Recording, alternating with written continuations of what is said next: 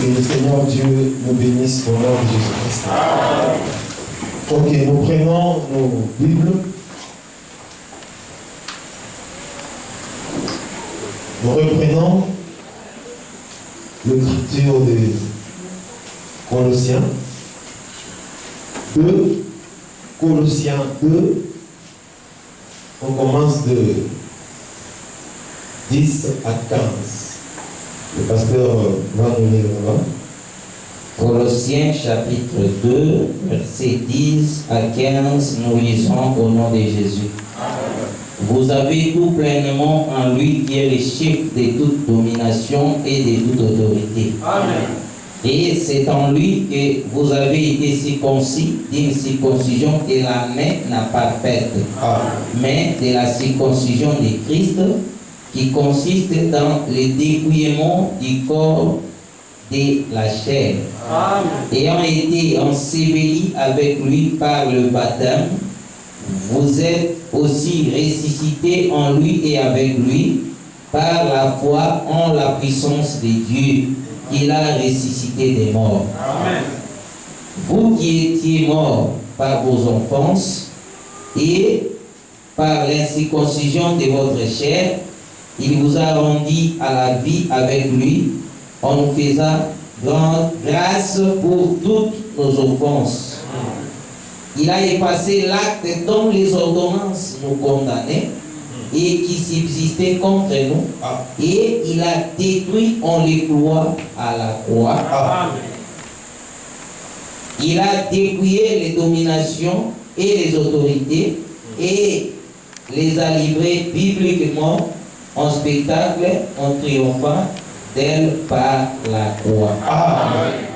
Romains 5, épître de Paul aux Romains, chapitre 5. Nous reprenons 10 à 11. Car si lorsque nous étions ennemis, nous avons été réconciliés avec Dieu par la mort de son Fils, à plus forte raison, étant réconciliés, serons-nous sauvés par sa vie. Amen.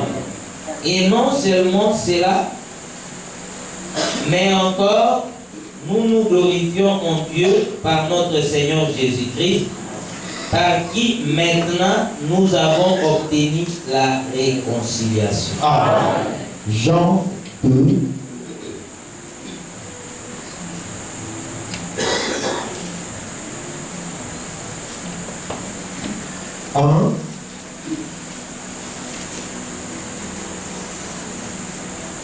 À 4. Jean 2, 1 à 4. 3 jours après, il y dénonce à Cana en Galilée. La mère de Jésus était là. Et Jésus fut aussi invité aux noces avec ses disciples. Le vin ayant manqué, la mère de Jésus lui dit, ils n'ont plus de vin. Jésus lui répondit, femme, qu'y a-t-il entre moi et toi? Mon heure n'est pas encore arrivée. Amen. Est-ce qu'on peut acclamer le Seigneur Jésus-Christ? C'est comme ça qu'on acclame Dieu. C'est lui qui nous offre le souffle gratuitement. C'est lui qui ne cesse de vous garder. Lui qui nous donne la vraie sécurité. Il nous donne de l'acclamation de tous les soirs. Pour le Seigneur, c'est lui qui nous a aimés. C'est lui qui nous a sauvés de ce monde du péché. Le seul qui nous a rédemptés. Le seul qui a su nous aimer, nous supporter jusque-là. Le seul, c'est lui le sauveur de nos âmes. Il s'appelle Jésus-Christ. Que Dieu vous bénisse. Nous allons nous asseoir. Que Dieu nous soit favorable. Amen. Que Dieu nous soit favorable. Amen. Et nous vous souhaitons bon appétit. Oh, bon appétit. Amen. J'ai toujours rappelé qu'on ne mange pas étant en colère. Celui qui est à table doit être quand même content de la nourriture qu'il mange. Il ne doit pas être là, front fermé, il mange front fermé. Non. On mange état serein pour que la digestion aussi se fasse dans de bonnes conditions. Que le Seigneur vous bénisse. Comme l'a dit le président du culte, je crois que sans la foi, il est impossible d'être agréable à Dieu. Ceux qui s'approchent de Dieu doivent croire que Dieu existe et qu'il est le rémunérateur de ceux qui le cherchent. Est-ce qu'il y a des gens qui croient que Dieu existe ici?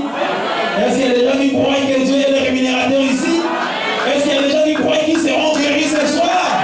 Est-ce qu'il y a des gens qui croient qu'ils seront délivrés ce soir? Avec les bénédictions du Seigneur, acclamons encore parce qu'il est merveilleux. Il y a même que tu acclames, tu te bénisses. Que tes acclamations produisent un miracle au nom de Jésus. Que tes acclamations produisent au nom de Jésus-Christ. Que tes acclamations te consolent au nom de Jésus. Il est vivant, il est ressuscité. Il est le vainqueur du démon. Le seul qui a venu avant, il s'appelle Jésus. Il a dit salut à aucun nom prénom sous au nom de Jésus-Christ. La vraie consolation est en Jésus. Ce n'est pas dans les boissons. La vraie consolation, ce n'est pas dans les mariages. Ce n'est pas dans les boulots. La consolation, c'est en Jésus-Christ. Car c'est lui le véritable consolateur de nos âmes. Crois-tu qu'il va te consoler? Crois-tu qu'il va te consoler ce matin? Si moi je suis venu ici ce soir, parce que je crois qu'il est vivant. Si je me suis déplacé, je suis venu ici ce soir, parce que je crois que c'est lui le spécialiste des maladies incurables. Je crois que c'est lui le spécialiste des maladies chroniques. Et je crois qu'il me fera grâce. C'est pourquoi je suis venu les chercher. Que Dieu vous bénisse. Et si toi aussi, tu es venu dans cet esprit, crois que le Seigneur est vivant, il fera quelque chose de bon pour toi. Oui, c'est celui qui purifie de tous nos péchés, de toutes nos transgressions, et il est toujours capable d'agir. Je crois comme ça. Tous ceux-là qui l'ont suivi sont rentrés avec des cris d'allégresse, avec des cris de joie, parce que notre Dieu est capable de les consoler. Si à la croix il a pleuré, c'est pour tarir tes larmes.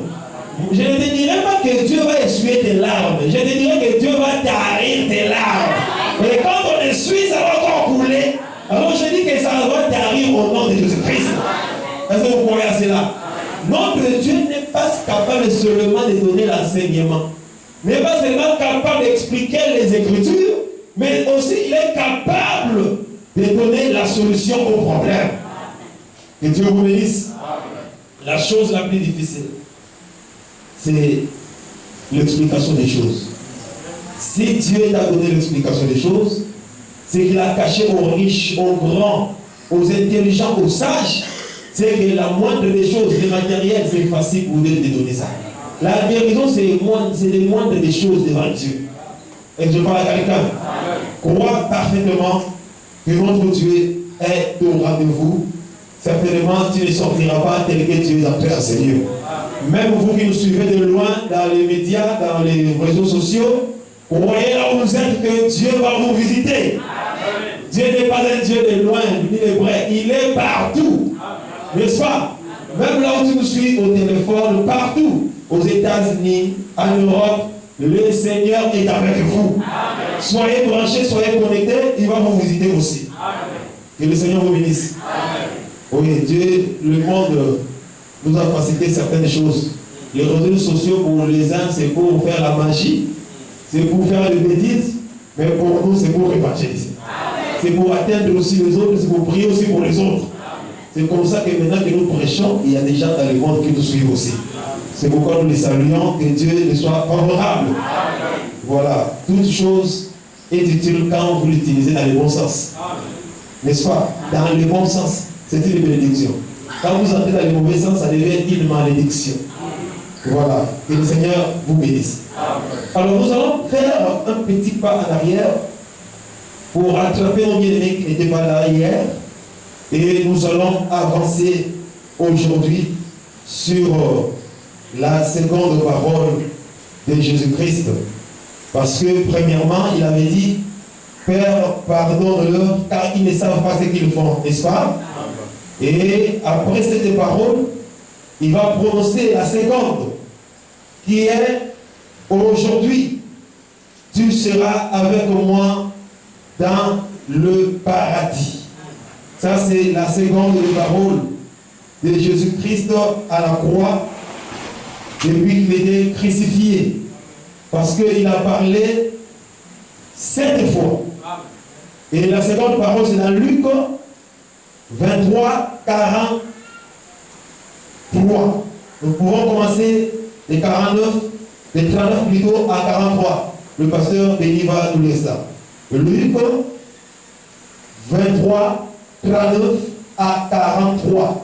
Lisez cela, c'est la seconde des paroles que nous allons introduire aujourd'hui, après d'avoir rattrapé les autres.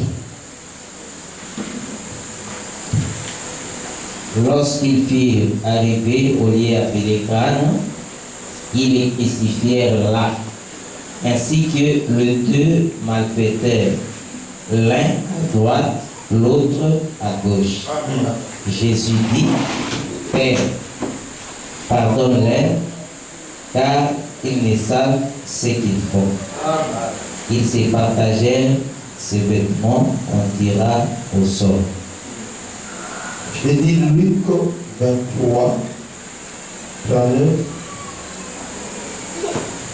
à 43. L'un des malfaiteurs crucifiés l'injuriait, disant, n'es-tu pas le Christ? Quand il dit n'es-tu pas le Christ, c'est de l'injure. Il n'a pas dit imbécile, bête. Il fait de dire n'es-tu pas le Christ, c'est ça injurer Christ. Amen. Continue, frère. Sauve-toi toi-même. Sauve-toi toi-même, c'est ça injurer. Et sauve-nous. Et sauve-nous, c'est ça injurer Jésus. L'un des malfaiteurs l'injurier comment? N'es-tu pas le Christ? Sauve-toi toi-même et sauve-nous. C'est ça injurier Jésus. Amen. On parlera de l'injure de Jésus un jour ici. Tiens, l'injure de Jésus. Injurier Jésus. Voilà. Mais l'autre les reprenait et disait, ne crains-tu pas Dieu? L'autre savait que c'était tué. Ne crains-tu pas Dieu? Cet homme-là ne craignait pas. C'était Jésus. Donc l'autre malfaiteur savait que celui qui est crucifié là, c'est Dieu. Allons-y. Toi qui subis la même condamnation, pour nous, c'est justice, car nous recevons ce qu'ont mérité nos crimes. Mais celui-ci n'a rien fait du mal. Et il dit à Jésus, souviens-toi de moi quand tu viendras dans ton règne. Donc, il savait que Jésus viendra régner. C'est le roi des rois, le véritable Salomon. Je me demande qui avait prêché à cet homme-là que Jésus viendra dans son règne. Qui avait prêché ça? Alors que les Juifs ne comprenaient pas que Jésus c'était le véritable roi Salomon qui devait venir régner. Ici, cet homme parlait des milléniums. Le brigand connaissait qu'il y a un certain millénium. Oh, ne le voyez pas comme ça. Lui connaissait ça. Il avait l'enseignement. Mais l'autre est injurié. Écoutez maintenant.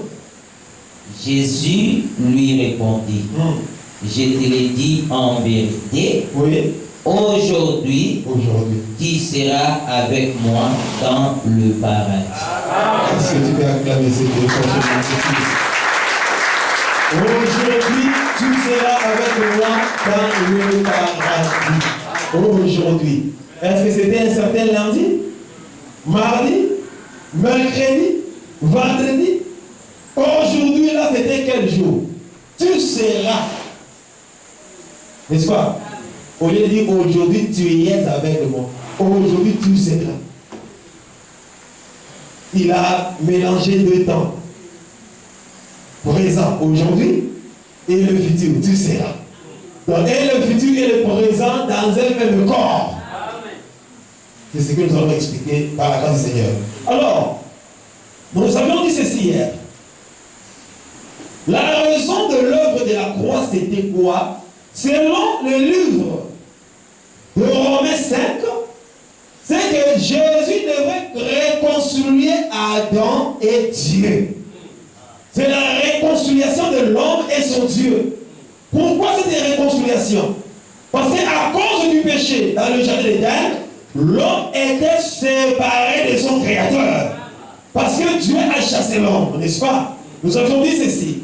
En sortant du jardin d'Éden, Dieu a mis un signe dans l'homme et sa femme. Le signe, c'était quoi? L'habit de la peau de l'animal. Pour dire qu'un jour, je vais te récupérer, tu rentreras dans ta demeure, dans les délices, veut dire dans le jardin d'Éden. Donc l'homme sort, mais avec un habit que Dieu lui-même lui a donné. Attention, ce ne sont pas les prophètes qui ont vêtu Adam. Ce n'est pas un habit quelconque d'Adam. Dieu lui-même l'a vêtu.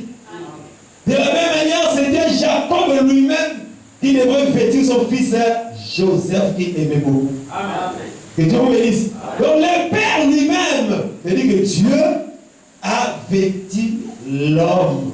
Après, il le chassa. C'est que quand l'homme sort, il sort avec le souvenir du jardin. Et un jour, je rentrerai là-bas. De la même manière, quand Dieu a chassé Caïn de la terre, pour aller loin de Dieu, Dieu a mis un signe dans Caïn, n'est-ce pas? C'est là où vous voulez dire que Caïn serait récupéré un jour. C'est là où nous disons que Caïn n'est pas le fils du diable. Parce que le diable n'a pas les signes de Dieu. Et Dieu n'est pas la sentinelle du diable. Quand Dieu met les signes sur Caïn, il dit que quand tu verras Caïn sera mangé cette fois. C'est-à-dire que Dieu est devenu sentinelle de Caïn. Il veillait sur Caïn. De la même manière que Dieu veillait sur Adam aussi. Que le Seigneur Dieu vous bénisse. Et donc c'était un signe. Pour dire qu'un jour, l'homme serait réconcilié avec son Dieu. Et cela par le sang. Car le sang des boucs, des taureaux ne pouvait pas ôter le péché du monde. Mais il y a un homme qui est venu. Quand Jean le regarde, Jean ne le voyait pas comme les pharisiens. Suivez-moi très bien. Quand Jean regarde Jésus, il ne le voit pas comme ses amis et connaissances. En regardant Jésus, Jean un agneau qui ôte le péché du monde. Est-ce que vous comprenez ça? Amen. C'était un agneau qui ôte le péché du monde. Pour dire que c'est lui qui devrait mourir et donner la rédemption aux gens. C'est qu'en présentant comme ça, qu'est-ce qu'il y a là? C'est qu'en présentant comme ça, il voulait dire que non, c'est lui que vous devrez tuer pour vous reposer. Parce que chaque jour, les sacrificateurs tuaient les animaux. N'est-ce pas? Pour le péché. Mais cela n'accordait pas le pardon. Alors, le véritable animal est venu, qui n'avait pas la même morphologie que les animaux précédents. Et il marchait avec ses deux pattes comme ça.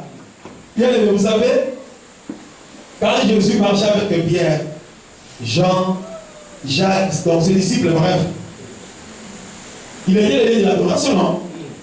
Pendant qu'il marchait, la famille de Pierre, de Jean, de Jacques, quand ils péchaient, ils prenaient les agneaux des brebis pour aller sacrifier. N'est-ce pas? Parfois, ils passaient Jésus. Hein? Ah, nous allons au temps de sacrifier.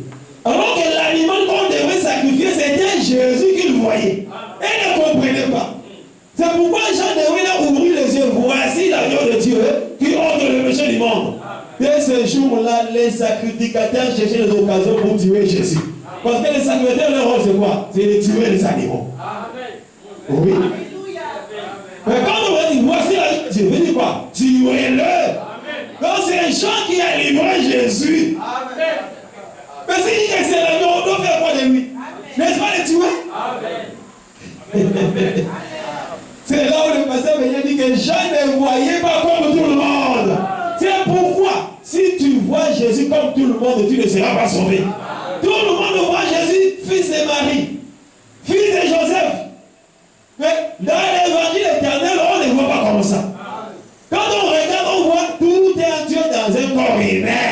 C'est ça le mystère de la piété, frère. Que Dieu vous bénisse. L'évangile va te donner un autre œil, une autre vision sur la personne de Jésus-Christ. Tout le monde voyait Jésus passer. Un homme si simple, qui n'avait rien pour attirer le regard des gens. Mais Jean-Baptiste a vu quelque chose qui attirait ses regards. Est-ce que vous voyez? Lui a vu quelque chose, la rédemption. Et il dirait que c'est lui qui est venu là, qui était venu avant moi. Il est plus grand que moi. Je ne sais même pas qui est dédié le croix de ses sandales. Que Dieu vous bénisse. J'aime Jean-Baptiste parce qu'il s'est diminué et il faisait que Jésus croisse. En aucun jour, imaginez-vous quelqu'un qui a baptisé tout un Dieu. Mais Jean n'était pas orgueilleux.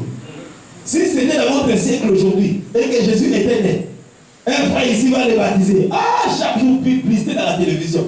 C'est moi qui l'ai baptisé. C'est lui qui multiplie les pères là-bas. C'est moi son père spirituel. Eh bien oui. Tous les médias, même la TV, on en parlera. Le père spirituel de Jésus, Jean-Baptiste. Mais Jean ne pouvait jamais accepter qu'il soit père de Jésus-Christ. Il savait que celui-là, il était son père, son créateur. Il dit qu'il croisse, que je diminue. C'est pourquoi les gens qui deviennent orgueilleux à cause des baptêmes, ça m'étonne. J'aime le frère Paul. Il dit c'est pas pour baptiser que j'ai été établi ministre. Aujourd'hui, il suffit qu'il baptise. Le colonel est tel, c'est moi son père spirituel. Le ministre des Finances, c'est moi qui l'ai baptisé. Donc il sent que s'il a baptisé quelqu'un, c'est ça la vie éternelle. Non, bien-aimés, soyons humbles. Jean n'a jamais fait la publicité du baptême de Jésus, le Seigneur et Sauveur. Il est élevé, au contraire. Il n'a jamais dit que je suis son père spirituel. Je parle à quelqu'un. Non, soyons sérieux, soyons humbles. Frère Joël, si Jésus était né ici au Gabon, et que tu as eu l'occasion de les baptiser, frère, mais tout Gabon va te connaître. Tout Gabon, il a baptisé les messies.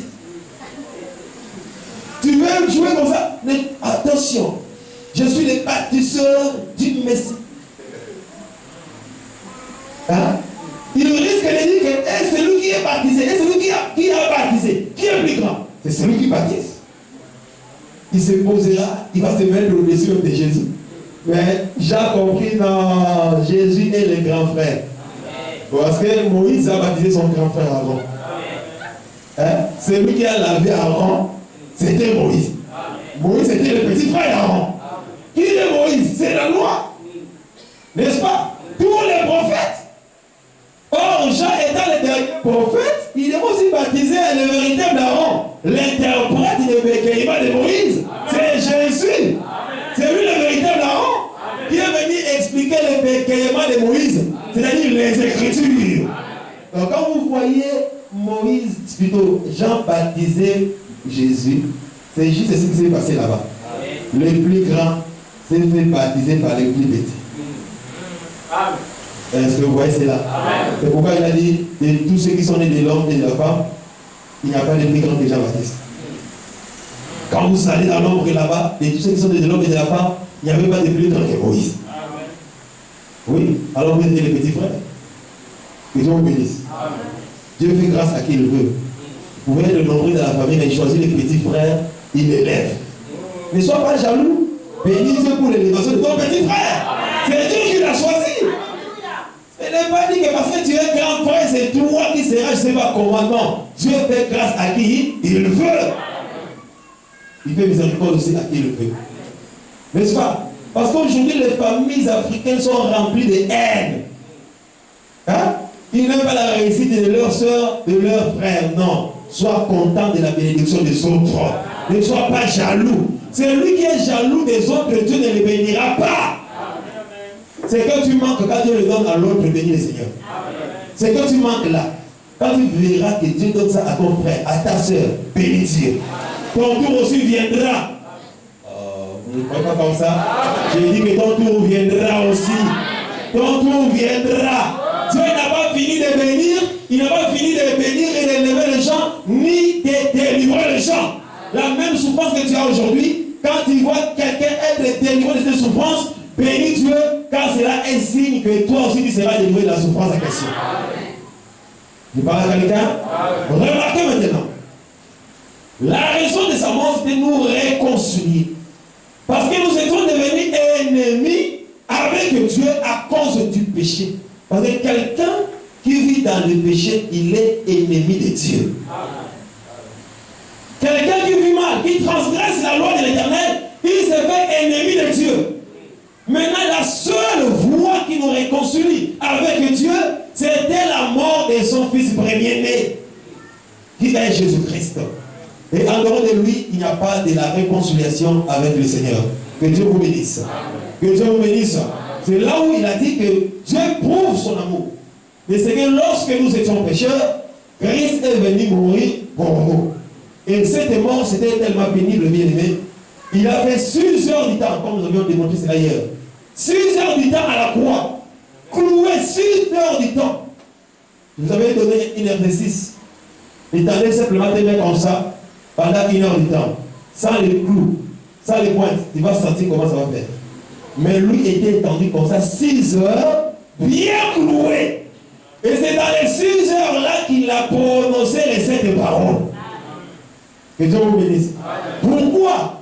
Oui, parce que Jésus étant le créateur, à la croix, il était en train de créer ou de travailler. Dieu a travaillé pendant 6 jours.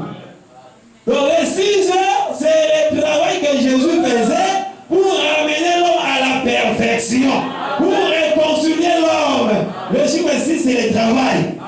Donc il a travaillé 6 heures.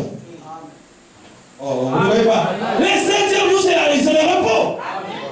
Donc, dans le travail de 6 jours, ou de 6 heures, il a parlé 7 fois. Cela veut dire quoi? Il a fait un travail parfait. Le chiffre 7, c'est la perfection. Voyez-vous cela? Depuis la 3e heure jusqu'à la 9e heure. Ça fait combien d'heures? Oh, vous ne calculez pas. De la 3e heure, on veut dire quoi? Depuis 9 heures jusqu'à 15 heures. Ça fait combien d'heures? 6 heures. Donc il a travaillé dans la perfection, dans la totalité. Sinon nous avions dit que s'il a parlé cette fois pour dire qu'il a accompli l'œuvre de la rédemption. Personne ne peut compléter quelque chose. Bien aimé, tout celui qui est né de l'homme et de la femme ne peut jamais sauver les gens. Jamais. Comme j'avais dit, même si j'entrais dans la mort et que j'ai ressuscité tous les morts, tous ceux de ta famille qui sont déjà décédés. Je parle dans les cimetières, allez, prévenez-vous. Je ne suis pas le seul. Parce que j'ai mon père biologique. J'ai ma mère biologique aussi. Je suis né comme toi, pécheur. Et j'ai cru en Jésus pour le pardon de mes péchés. Mais Jésus a cru en qui pour être pardonné? En personne. C'est là où j'ai dit qu'il n'avait pas un sang pathologique. Jésus peut dormir là. Toutes les anophèles des Gabon sur son corps pour le piquer. Il n'attrapera jamais le ballon. Amen. Hein? Vous prenez tous les moustiques du pays ici. Parce que le Gabon, s'il est riche en moustiques. Hein? Non, je vous informe. Le Gabon est riche en moustiques. Si vous prenez tous ces moustiques-là sur le corps de Jésus, bien aimé, il ne va pas attendre le parler. Vous savez pourquoi? Il n'avait pas un sang du péché. La maladie est liée par rapport au péché. Sans le péché, il n'y a pas la maladie. Quand l'homme a péché, c'est là où toute maladie pouvait se produire dans son corps. Est-ce que vous comprenez cela? Jésus n'avait pas le corps du péché ou le sang du péché, il ne peut jamais tomber malade.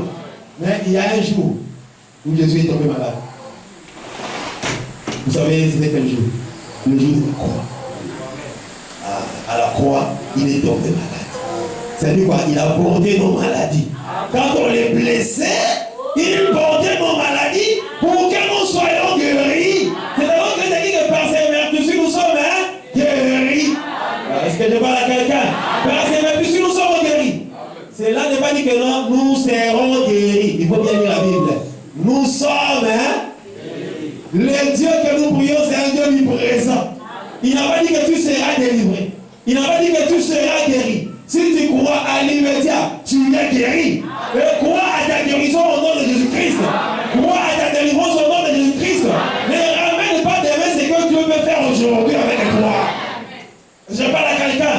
Il dit à Marthe que ton frère sera ressuscité. Il dit oui, je crois. Parce que Marthe avait les Écritures. Dans les derniers jours, la trompette sonnera. Les morts en Christ ressusciteront. Vous voyez? Elle avait cet enseignement. Il dit, oh Seigneur, je sais qu'il ressuscitera dans les derniers jours. Jésus dit, ah! Mais je n'ai pas dit que si tu crois, tu verras la gloire de Dieu. Jésus parlait dans le présent. Lui voulait ramener cela dans le futur. Bien aimé, tu dois être disposé de ramener tout dans le présent au nom de Jésus-Christ. Ramène tout dans le présent. Demain, tu ne connais pas ce qui pourra arriver. C'est aujourd'hui que tu dois bénéficier. Ne dis pas que non, demain, c'est aujourd'hui. Ce que tu as besoin, c'est aujourd'hui que Dieu doit te redonner. Oh, tu ne crois pas comme ça? Ah, si c'était dans les vidéos, alléluia. Les gens sautaient déjà de joie. Ils savent que notre Dieu est là, il agit déjà. Bien aimé, il faut être content et connaître ces choses. Dieu agit selon que tu crois. Est-ce qu'il y a des gens qui croient à ces choses? Est-ce qu'il y a des gens qui croient à ces choses? Il est le Dieu du présent. Il est là avec nous. Et pour te guérir, pour te sauver, pour te sanctifier. Que Dieu vous bénisse. Que Dieu vous bénisse. Alors remarquez, il est venu nous réconcilier par son sang, le sang de la rédemption. Un sang sans défaut, sans tache, ni rite, ni quelque chose de semblable. Que le dernier vous bénisse. Alors remarquez, nous avons dit ceci, que la mort de Jésus c'était pour la réconciliation, pour nous sauver, et aussi à la croix, il a brisé, déchiré l'acte dont les ordonnances m'ont condamné.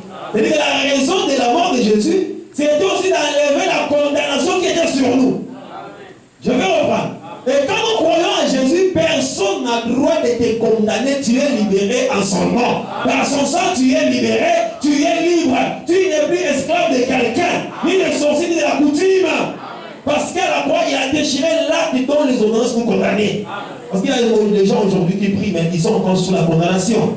Condamnés à être pauvres, condamnés à être pécheurs, condamnés dans la masturbation, dans les impudicités, condamnés dans le vol, dans la haine. Tout ça, c'est des condamnations. Alors que Jésus est mort pour que tu sois délivré de la condamnation.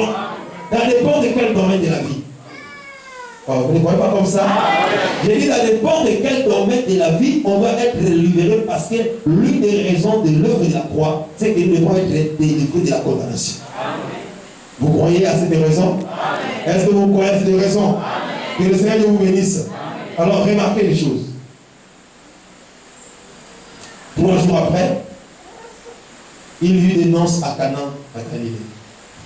Le premier des miracles de Jésus. Les gens aiment ça. C'est que le buveur. Ah, le pasteur a touché la main à Jésus. Voilà, Jésus avait changé de l'eau en sang. Et en vin. C'est vrai que l'interprétation est bien à la tête là. Voilà. Il a changé de l'eau en vin. Toi, tu me dis que je veux voir. Oh. Mais le premier miracle de Jésus, c'est quoi? Il a changé de l'eau en vin. Il voulait que les gens boivent. Oh, vous ne comprenez même pas votre Jésus à qui vous avez cru. Lui-même, le premier miracle. Pourquoi il n'a pas commencé par donner l'œil? Vous savez? Pourquoi il n'a pas commencé par donner les pieds aux paralytiques? Il a commencé par changer de l'eau à ça. Ah, laisse-moi boire, dit. Et enfin, voilà. Comprenez à quelle chambre je suis. Que Dieu vous bénisse. Que Dieu vous bénisse. S'il a changé, c'est là, il dit, buvez. Et il a tourné les gens. Les gens ont bu. Ils sont devenus ivres. Il avait une grande musique là-bas. Hein? De Michael Jackson. On a tourné. Les gens ont dansé. Mais Jésus n'a pas intervenu même la musique là. Je ne sais pas s'ils ont trouvé ces versets là-haut. Ce sont, comme je dis, les versets des Apocalypse 32, 35. Il n'y a pas un seul verset de la Bible qui dit que les gens ont bu ces vins-là. Amen. Il n'y en a pas. Amen. Mais dans leur Bible, les gens sont des buveurs. Dans leur Bible, c'est écrit que les gens ont bu. Chacun lit la Bible selon ses intérêts, selon ses émotions, ses intentions. On ne lit pas la Bible dans les émotions, je ne sais pas de quoi. C'est comme les gens qui prient un Américain. Quand ils disent Apôtre 10, quand les 7e anges sont derrière de la trompette, vous savez ce qu'ils disent? Ils disent quoi? Les ministères de Dieu seront révélés. Mais ça, c'est lire la Bible avec les émotions. Ce n'est pas écrit comme ça. C'est un seul mystère qui sera accompli. C'est quoi c'est dit? On ne lit pas la Bible avec les intentions. Hein? Remarquez. Je vais vous ouvrir les yeux ici. Jésus est invité, ses disciples aussi, et soi-disant sa mère. Je dis soi-disant. Parce que dans la bouche de Jésus, il n'a jamais dit maman, ma mère. Moi, je n'ai pas vu ça. Mais il y a des Bibles qui disent ça. Mais dans la Bible, Jésus n'a jamais appelé sa mère maman. Troisième parole de Jésus demain. Femme, regarde ton fils.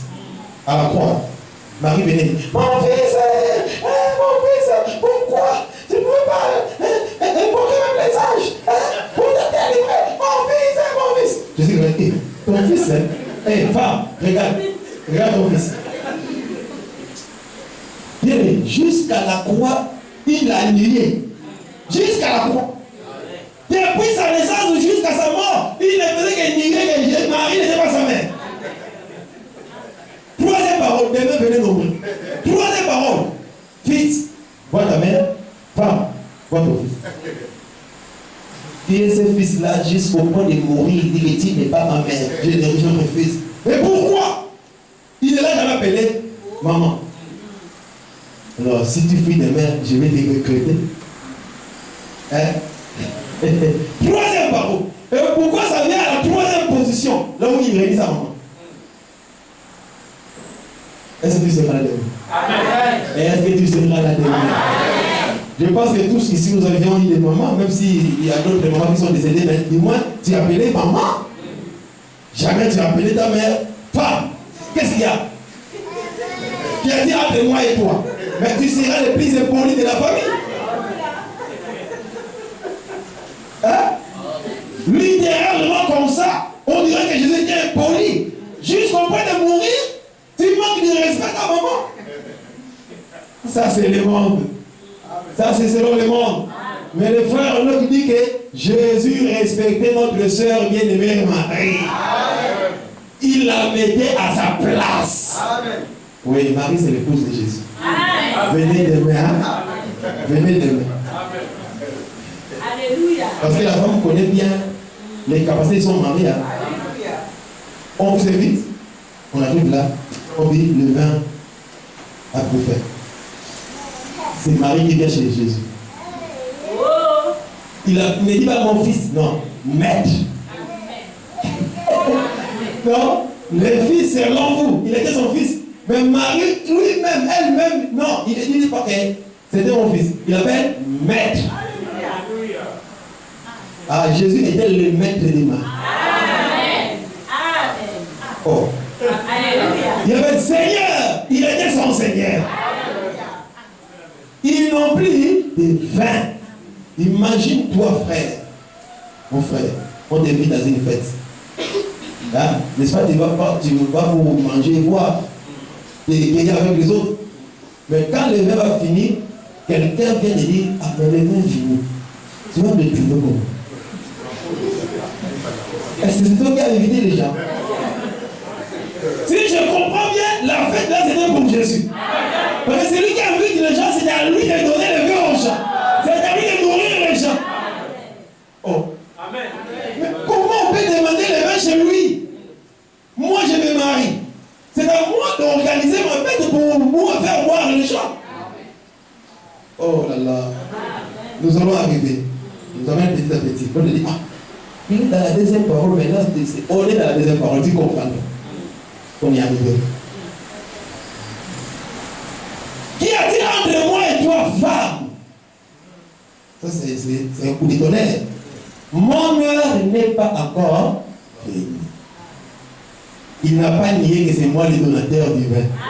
Mais le bon, c'est l'heure. Est-ce que vous comprenez? Ayant donné cette réponse, Marie va aller dire aux disciples, allez, faites tout ce qu'il vous dit. Vous savez, c'est une histoire compliquée. Hein? Jésus n'a pas dit, appelle les disciples, j'ai quelque chose à leur dire, c'est qu'ils feront pour que les gens boivent. Il n'a pas dit ça. Femme qui a dit entre moi et toi, mon aime n'est pas venu. Selon Marie, elle a entendu que, va dire à mes disciples, hein, de venir, je leur dirai ce qu'ils vont faire. Marie a écouté autrement. Elle est allée dire aux disciples, allez-y chez lui, faites tout ce qu'il vous dit. Quand ils se sont venus, bon, ils sont venus parce qu'on nous a dit, hein, que tu nous diras quelque chose. Et nous allons faire pour que les gens quand même soient désaltérés. Il n'a pas aussi dit ça. Ok, d'accord. Remplissez l'eau. C'est passé. Comment vous comprenez cette histoire? Vous savez, quand vous lisez la Bible comme un journal, vous ne serez jamais sauvés. Le salut est dans la seconde lecture. Parce que chaque écriture de la Bible cache les écritures. Quand vous découvrez les écritures cachées derrière les écritures, c'est ça la parole. Et prêcher, c'est répondre aux questions de la Bible. Quand la prédication, l'enseignement ne répond pas aux questions, ça n'a pas sa raison d'être appelé enseignement ou prédication dans l'église. Parce que nous sommes sauvés dans la réponse. La question que vous posez, qui est dit, n'est-ce pas? Il faudrait dire une réponse pour notre salut. Donc le salut est dans la réponse. Prêcher, c'est répondre aux critiques. Que Dieu vous bénisse. Maintenant, l'heure en question dont Jésus parlait, c'était quelle heure? C'était quelle heure? Un certain midi? 3 heures du matin, comme vous le dites? C'était 9 heures? 11 heures? Mon heure n'est pas encore venue. Nous prenons Jean 13.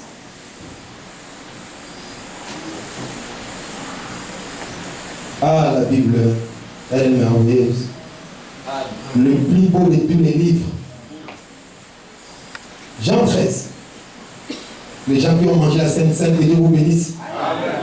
Que Dieu vous bénisse. Ah, que Dieu vous bénisse. Si tu n'as pas mangé aussi, sois gentil. Que Dieu bénisse ceux qui ont mangé. Voilà. Sois content de la bénédiction des autres. Parce qu'ils sont bénis. Hein? Et dans la perfection des choses, un serviteur de Dieu dans l'église qui s'abstient de manger la Sainte Seine, on doit l'écarter. On a parlé. On doit l'écarter. C'est-à-dire qu'il n'est pas digne, il se sent coupable, et comment va-t-il se tenir devant nous? Qu'est-ce qu'il va nous donner? Donc il a quelque chose. Oh, c'est ça. On regarde ici, je vois le pasteur venir dire non, non, tu vois, frère, je t'écarte du sacerdoce jusqu'à ce que je chasse qu'est-ce qu'il y a en toi. C'est ça. Parenthèse. C'est un problème de la mort de Jésus. On organise la Sainte Seine, vous voyez les frères et non commencent à se sécuriser. Non, j'ai la fièvre. La Sainte Seine peut te guérir, viens manger. Je fuis ça, frère, chasse-moi. Il faut me vérifier. Oh. On y arrivera. Chaque année, on verra ça. On va toujours enrichir cet enseignement. Comment tu peux fuir la Sainte Seine? Toi qui sers le Seigneur. Hein? Parce que les gens pensent que quand on sert le Seigneur, c'est être le star. Hein? Le star.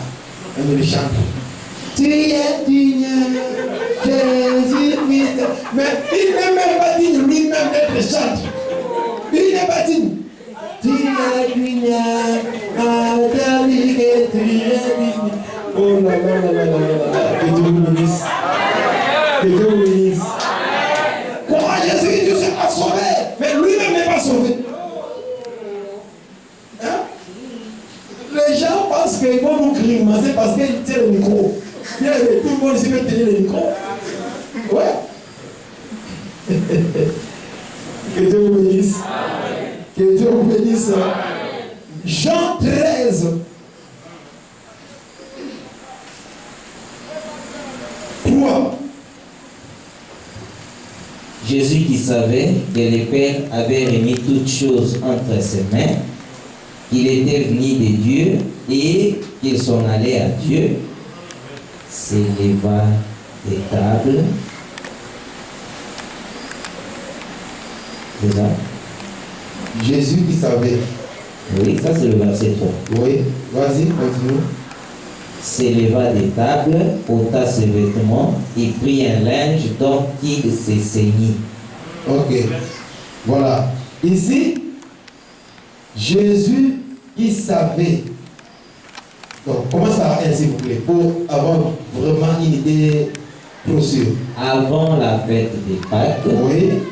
Jésus, sachant que son heure était venue de passer de ce monde au Père, et ayant aimé le sien Oui. qui était dans le monde, Oui. mit les combles à son amour pour Amen.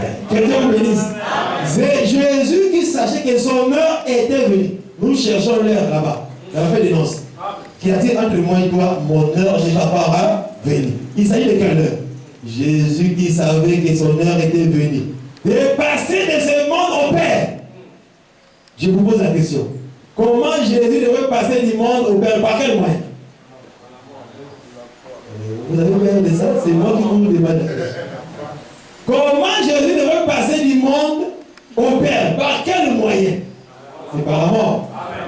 Donc l'heure qui était venue, ou qui n'était pas encore venue, c'était l'heure de mourir. L'heure de passer du monde au Père.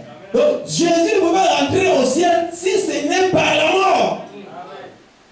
C'est que je comprends une chose.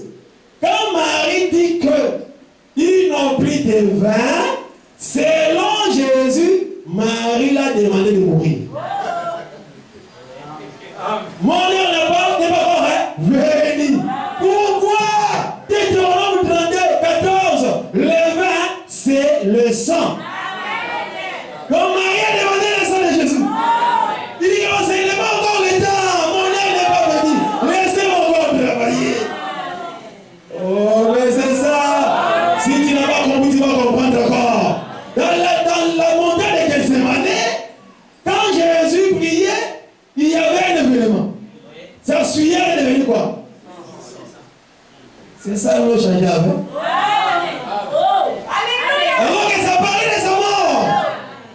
Oh, quand la sueur changeait en gréement de sang, le sang, selon Deutéronome 32, 14, j'insiste, c'est le vin.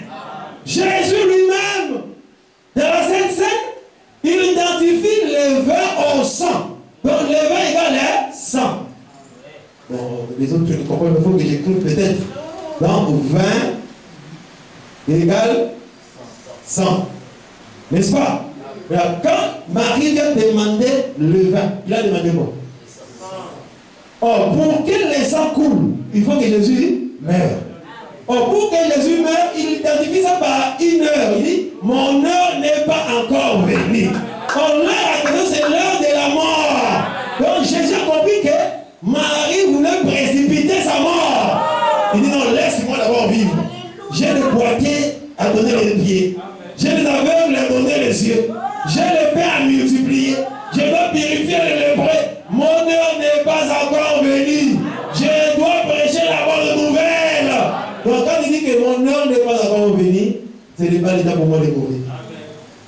C'est par là où, quelque part, on voulait l'arrêter pour le tuer. Elle veut dire qu'il a fui parce que son heure n'était pas encore venue. Et personne n'a pu le toucher parce que son heure n'était pas encore venue. Donc l'annonce de Canaan, ça parle de la mort de Jésus-Christ. L'eau changée en vin, c'est aussi la Gethsémane. L'eau, c'est la sueur. Le sang, c'est le vin. Vous comprenez cela? Les autres sont encore loin. Je vais te faire comprendre. Pour que Dieu forme l'homme, il avait besoin de quoi? Il a pris le poussière de la terre, n'est-ce pas? Pour faire l'argile, faire la statue là, il devrait mettre de l'eau. L'eau est entrée dans la formation, dans la poussière, pour donner la morphologie humaine. N'est-ce pas?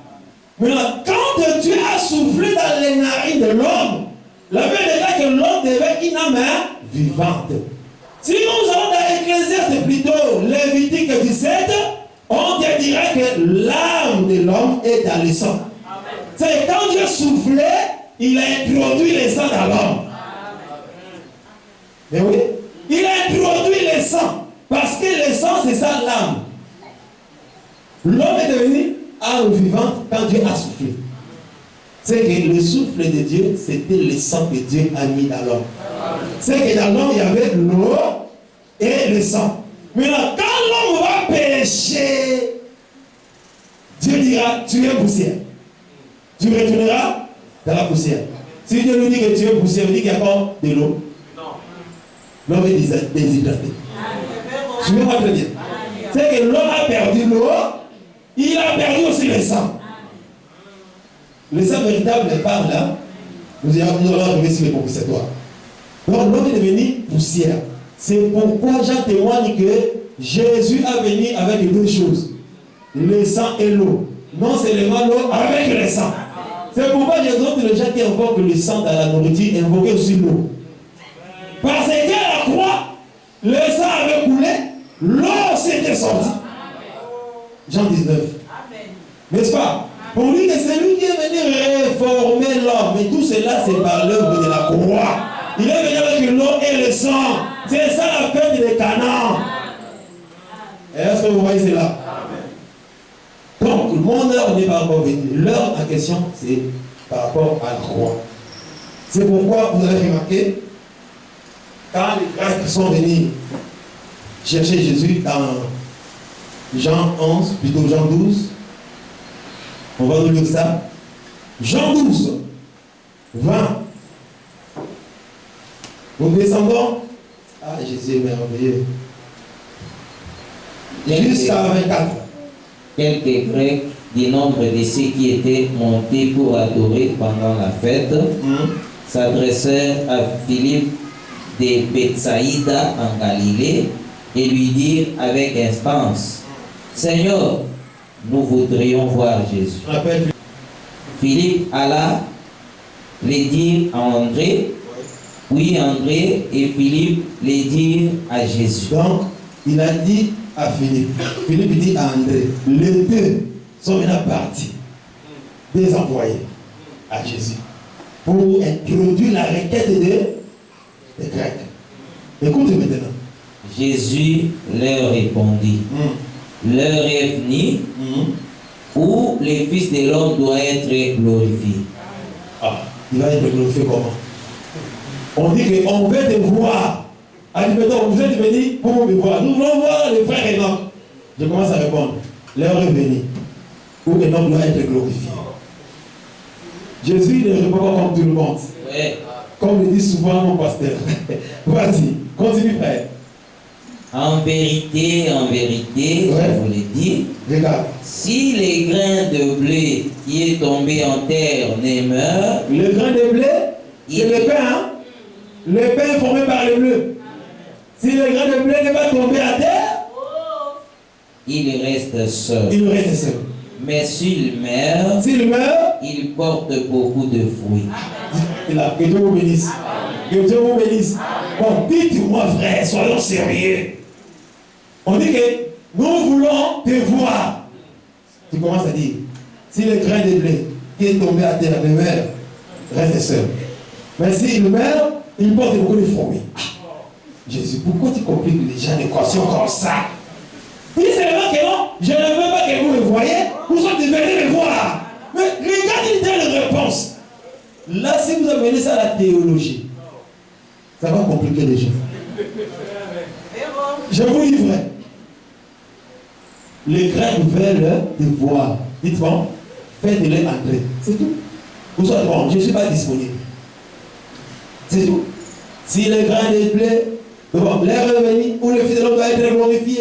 Si le grain de blé qui est tombé à terre reste seul, il meurt, reste seul. S'il meurt, il produira beaucoup de fruits. C'est ça la réponse. Ces gens-là n'ont rien compris de la réponse de Jésus. Ils sont restés stupéfaits. Mais qu'est-ce qu'on doit faire? Ou bien qu'on rentre dans la maison. Est-ce que vous comprenez? Mais c'est à nous de répondre à cette écriture. C'est à nous de révéler ces choses. Parce que Dieu nous a donné l'esprit de comprendre ces choses. Remarquez, les Grecs c'était les païens. Ici, Jésus prêchait Esaïe. Un enfant nous est, un fils nous est donné. C'est ce qu'il prêchait ici. C'est-à-dire quoi? Dans Matthieu 10, il envoie les disciples et dit, n'allez pas vers les païens. Allez vers les brebis perdues d'Israël. Quand les musulmans regardent comme ça, ils disent, voilà, vous les chrétiens, vous êtes des idiots. Lui-même a interdit aux disciples d'aller vers vous. Jésus est venu pour les Israélites. Parce qu'ils n'ont pas compris. Quand il était un enfant qui nous est né. Jésus naît de Marie, il est pour Israël. Mais le Fils qui est donné, c'est lui qui est sorti de la terre. Il est pour le monde entier. Je parle à quelqu'un. Raison pour laquelle, quand on a envoyé le frère Jonas à la barque, un enfant qui nous est né. Mais quand il va mourir, ressusciter, le salut doit aller chez les nations des Ninivites. Aussi longtemps qu'il n'est pas né du poisson, les païens n'auraient pas du salut. Donc, Jonas était enfant et fils. Oh là là là là là là. C'est là veut dire quoi? Il était le grain de blé. Il fallait tomber à terre, mourir, et à sa résurrection, il va porter beaucoup de fruits. Les Ninivites sont les fruits qu'il a portés. C'est-à-dire quoi? Pour que les païens voient Jésus, il doit d'abord mourir et ressusciter. Oh, vous ne voyez pas? Jésus, quand il est mort, il est ressuscité, il a monté beaucoup de fruits. Beaucoup de fruits, c'est qui? Ce sont les Grecs maintenant qui bénéficient de Jésus aujourd'hui. Aujourd'hui, moi je suis fruit. Avant que Jésus ne meure et ressuscite, je ne pouvais pas être le fruit de Jésus. Amen. Regarde tout ça. C'est les fruits que Jésus a portés. Hein? Parce qu'il est mort et ressuscité. Amen. Donc il voulait dire simplement ceci. Les Grecs, pour me voir, hein, je dois d'abord mourir et ressusciter. Amen. Vous ne voyez pas ça? Amen. Donc la mort et la résurrection a fait que les enfants de Dieu dans le monde entier soient attirés. C'est pourquoi il disait que quand le Fils de l'homme sera élevé, il attirera tous les hommes vers lui. Il parlait par rapport à ces versets-là. Donc la mort et la résurrection, c'est ça qui donne la vie. N'est-ce pas? Maintenant, dans cette mort, la deuxième parole, il dira: aujourd'hui, tu seras avec moi dans le paradis. Il s'agit de quel aujourd'hui? Aujourd'hui, c'est quand mercredi. Hein? Mercredi, le 19 décembre, c'est le jour de ma naissance. Hein? En passant. Et donc, j'ai marqué un pas au jour de ma mort. Mais oui, quand les gens crient anniversaire, Dieu m'a ajouté, non, Dieu a retracé. Parce que dit avance de la mort sans le savoir. C'est pourquoi les gens qui vont se saouler le jour de l'anniversaire, ça m'étonne. Parfois, demain, tu vas mourir. Oh, mais c'est ça, non? Si tu vas vivre 41 ans sur la terre, au jour de ta 40e anniversaire, ça te reste combien de jours? Il a dit non. Donc, tu t'approches petit à petit de la mort. Au lieu d'aller faire n'importe quoi, bénir le Seigneur, prie Dieu. Bonne année! Tu t'avances de la mort. Tous ceux qui chantent bonne année là, parfois jamais ne finira pas, plus ils vont mourir. On ne sait pas à quelqu'un. Ah, bonne année! L'année de bénédiction. Oh, cette année, c'est l'année de victoire. Bien aimé, il n'y a pas une année de victoire dans ce monde. Il n'y a pas une année de bénédiction dans ce monde. L'année de victoire, c'est Jésus-Christ. L'année de la bénédiction, c'est Jésus-Christ. Ne vous livrez pas à dire n'importe quoi. Et à bientôt, là, c'est votre fête des païens, les Noël. Il n'y a pas une écriture qui dit qu'on doit célébrer la naissance de Jésus. Amen. Il a dit célébrer ma mort. C'est pourquoi nous sommes contents de la mort de Jésus. C'est sa mort qui nous a sauvés, qui nous a purifiés. C'est dans sa mort qu'il a signé les saintes paroles qui nous sanctifient aujourd'hui. C'est dans sa mort qu'il a déchiré l'acte dont les ordonnances nous condamnent. C'est pourquoi nous sommes fiers de sa mort. Et nous célébrons cela. Aujourd'hui, tu seras avec moi dans le paradis. C'est là où beaucoup de païens veulent s'introduire dans le paradis de force. Hein? Ils disent que non, comme le brigand, vous priez, jeûnez, sacrifiez-vous pour l'œuvre. Nous, c'est dans la dernière minute. Dernière minute. Il y a même les autres qui disent que le jour de l'enlèvement, moi je serai un brigand. Quand je me vois être enlevé, je vais m'agripper sur votre pied et nous allons partir. Tu crois que quelqu'un qui sera enlevé sera comme une parachute, toi maintenant le parachutiste, si tu agrippes le pied t'amène. Bien aimé, il faut faire attention. Jésus, quand il sort de la terre, il dit ne les touchez pas. Ah oui, L'enlèvement, c'est le corps de Jésus qui est sorti de la terre. C'est le corps là que nous aurons. Tu ne peux pas toucher, frère. Dans ce verra un aigle bleu. Je parle à quelqu'un. Donc n'attendez pas que ce soit trop tard pour toi. Aujourd'hui, tu seras avec moi dans le paradis. Ah, d'accord. C'est que je comprends qu'il y a eu des jours qui ont précédé ces jours-là. Il y a eu des jours. Mais il y a aussi un jour que Dieu a fixé pour entrer dans le paradis. Que Dieu vous bénisse. Que Dieu vous bénisse. Remarquez une chose. Dans les livres de psaumes, nous prenons psaume 118.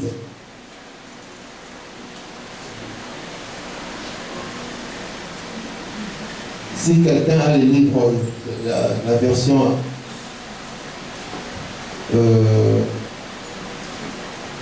avec crampon, je ne sais pas, ça serait beaucoup plus clair. Bon, on nous lit, on commence par 18, nous descendons à 24. L'Éternel m'a châtié, mais il ne m'a pas livré à la mort. Ouvre-moi les portes de la justice. Ouvre-moi les portes au pluriel. Les portes de la justice. J'entrerai, je louerai l'Éternel. Voilà. Voici la porte de l'Éternel. Quelle est cette porte-là? Voici la porte de l'Éternel. C'est par elle contre l'Égypte. C'est dans cette porte-là. Il a demandé plusieurs portes, mais on répond voici la porte de l'Éternel. C'est par elle qu'entre le juste. Une seule porte. Donc il y a les portes au pluriel et il y a une porte par laquelle entre les justes. Allons-y, frère. Je te loue parce que tu m'as exaucé, parce que tu m'as sauvé. La pierre qu'ont rejetée, ceux qui bâtissaient, voilà, est devenue la principale des noms. Voici la porte par laquelle entre les justes. La pierre qu'ont rejetée. Donc il explique la porte là. C'est la pierre qu'ont rejetée ceux qui bâtissaient. Est-ce que vous me comprenez? Amen. La pierre qu'on a jetée, c'est ça la porte de la justice qu'on doit entrer. Continue, frère. C'est de l'Éternel que cela est venu. Oui. C'est un prodige à nos yeux. Oui. C'est ici la journée que l'Éternel a faite. La porte devient encore la journée. Qu'elle soit pour nous un sujet d'allégresse et de joie. Ok, on peut se lever là. Que Dieu vous bénisse. Que Dieu vous bénisse. Les portes, ouvre-moi les portes de la justice, j'y entrerai, je célébrerai ton nom. La porte c'est quoi? La pierre qu'on rejetait, c'est qui bâtissait. Après, c'est ici la journée. Dans votre version dit, c'est ici le jour que Dieu a créé. Réjouissons-nous en lui. Vous voyez? Donc la porte, c'est la pierre, c'est tout un jour aussi. Est-ce que vous comprenez cela? La porte, c'est la pierre. C'est pourquoi il y a un frère. Dans la Bible, pendant son voyage, arrivé quelque part, bien aimé, c'était dans Bethel. N'est-ce pas? Il est fatigué du voyage. Qu'est-ce qu'il trouvera? Il va se reposer, il va prendre une pierre. À la place du coussin, frère. Donc, il prend la pierre, il met sa tête. Bien aimé, ça c'est torturé. C'est torturé. Mais c'était dans une brousse, je pense. Il pourrait plus avoir peut-être des heures, mais il met un tas comme ça, il met sa tête. Il prend carrément la pierre, il met le coussin. Quand il a posé la tête sur la pierre, c'est là où la porte du ciel s'est ouverte. Et les chemins du ciel est descendu. Oh, ouvrez-moi les portes de la justice, j'y entrerai. N'est-ce pas? C'est ici la porte, la pierre qu'on rejette. Vous voyez, c'est que la pierre était toute une porte du chemin qui mène au ciel. C'est pourquoi les gens qui n'aiment pas rester sur la pierre ne verront pas Dieu. Quand ils viennent ici, on lui dit, mets ta tête sur la pierre. Pierre, lui fait le coussin, le chiffon. Les enseignements qui le percent un peu là. Les enseignements qui lui disent, tira l'Europe aux États-Unis. Amen. Ça, c'est le coussin vraiment fragile, tout. Hein? Voilà. Mais quand on dit laisse les maris d'autrui, je vais vivre comment moi? Hein?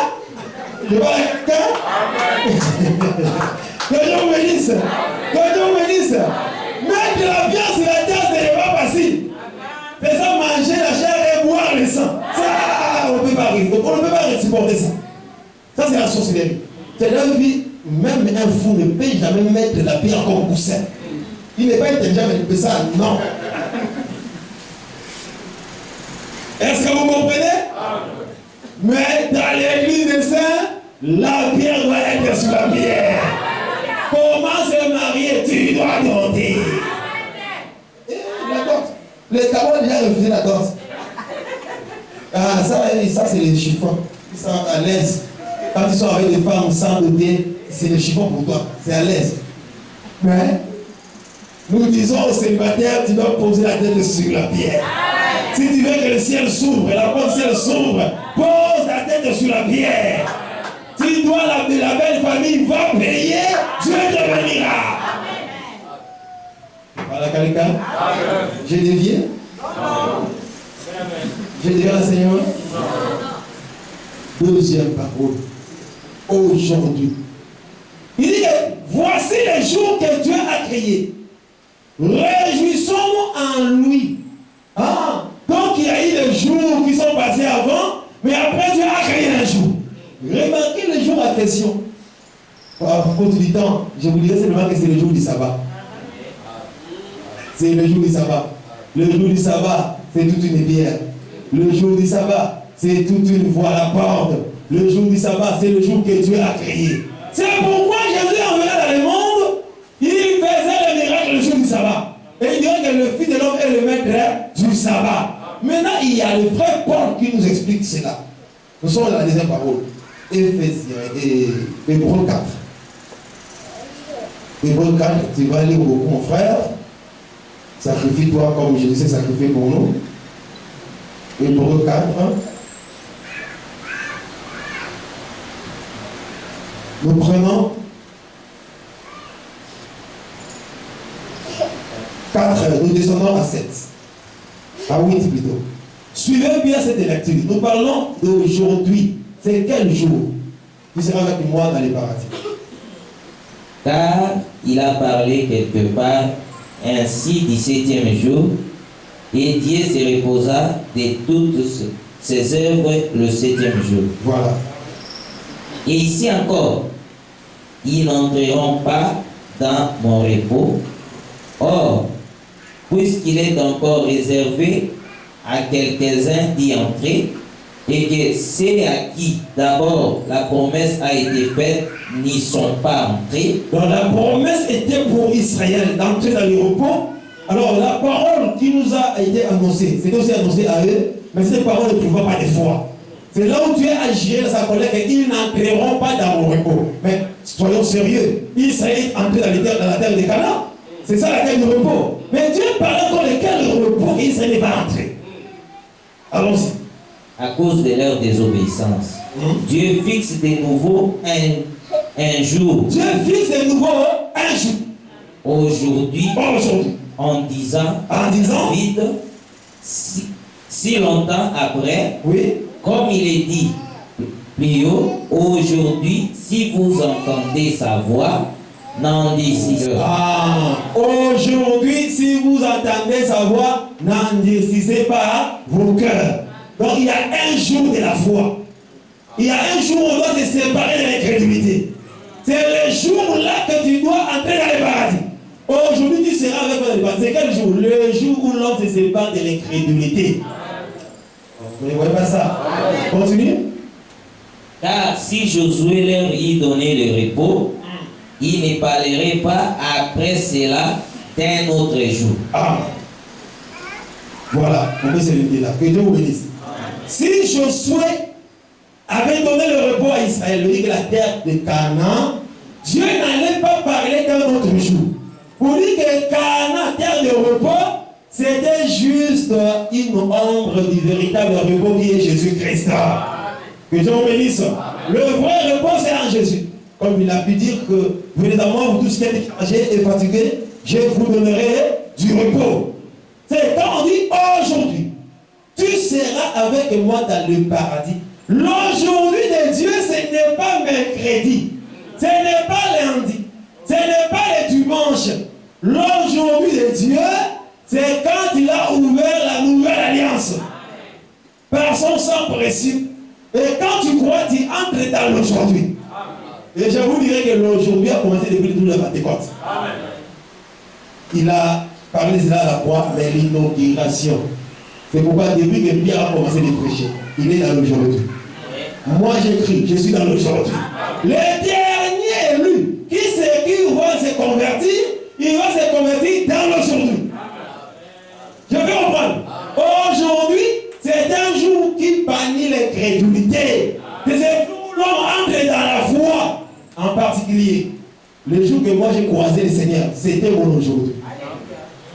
Toi aussi, le jour que tu as compris que je dois me libérer du monde, mais de prier, de suivre ce monde, de la mauvaise vie, pour toi, c'était ton aujourd'hui aussi. Je vais reprendre. Pour dire simplement qu'il ne croyait pas que il y a des gens, le malfaiteur là est entré dans le paradis, je ne sais pas quel paradis, ça veut dire trop. Non, c'était un langage. L'aujourd'hui, c'est juste quand Dieu t'accorde le repos de ton âme. Est-ce qu'il y a des gens qui sont reposés ici? Il y a des gens qui se sont reposés ici. Parce qu'un impédique qui n'est pas en repos, hein? Il travaille vraiment. Oh. Un voleur n'est pas en repos, il travaille. Et d'ailleurs, ils appellent ça un métier. Le travail de main. Les escrocs aussi travaillent. Ils disent que j'ai utilisé mon intelligence. Je n'ai pas mis ma main dans son sac pour voler. J'ai utilisé mon intelligence, il lui-même m'a donné l'argent. Et vous voyez, tout ce qui est mal, c'est un travail. Oh, n'est-ce pas ça? C'est pourquoi Dieu nous appelle là de nous reposer. Aujourd'hui, il sera avec moi dans le paradis. Je vais conclure en ceci. Même dans la vie sociale, Dieu peut te faire entrer dans le paradis. C'est-à-dire te donner ce que ton cœur désire. C'est aussi comme aujourd'hui. Quand tu as été bloqué depuis des années, envoûté depuis des années, le jour de ta délivrance, c'est aussi ton aujourd'hui. Tu entres dans ton aujourd'hui. Le jour de ta guérison, c'est ton aujourd'hui. Le jour de ta consolation, c'est ton aujourd'hui. Le jour où Dieu ouvre les portes pour toi, c'est ton aujourd'hui aussi. Aujourd'hui, tu seras avec moi dans le paradis. C'est le jour de gloire, le jour du Seigneur, le jour de la visitation divine. Que Dieu vous bénisse.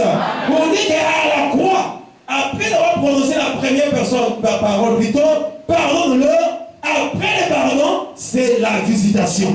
Quand Dieu te pardonne, il doit te visiter. Quand Dieu te pardonne, il doit te délivrer. Quand Dieu te pardonne, il doit te guérir. Quand Dieu te pardonne, il doit t'élever aussi. Quand Dieu te pardonne, il doit faire quelque chose de marche de l'avant. Après le pardon, c'est la bénédiction.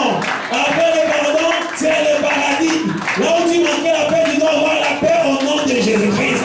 Parce qu'il t'a pardonné, tu dois vivre la paix dans ta vie. Parce que le paradis, c'est la paix. C'est les délices. Vous voyez pourquoi il a cassé comme ça? Après le pardon, aujourd'hui. Donc le pardon te fera entrer dans l'aujourd'hui.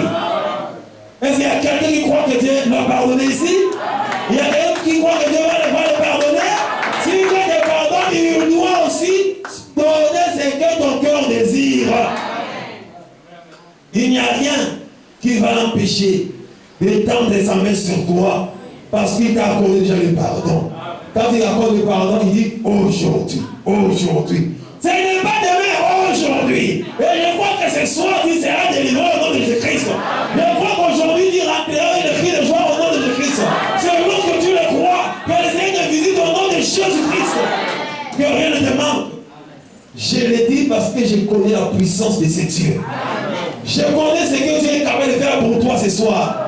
Est-ce que tu crois ainsi? Est-ce que tu crois ainsi? Est-ce que tu veux entrer dans l'aujourd'hui? Est-ce que tu veux vivre ton paradis aujourd'hui? Est-ce que tu veux être délivré aujourd'hui? Dieu le fera. Et quand je parle, aucun démon ne va contester. Aucun marabout, aucune maladie. Parce qu'il a parlé, cela va arriver. Est-ce que tu crois cela? Si après on veut détruire les gens qui ont des de vous, Nous allons prier le Seigneur. Nous allons le pasteur Denis pour la prière. Il n'y a que toi.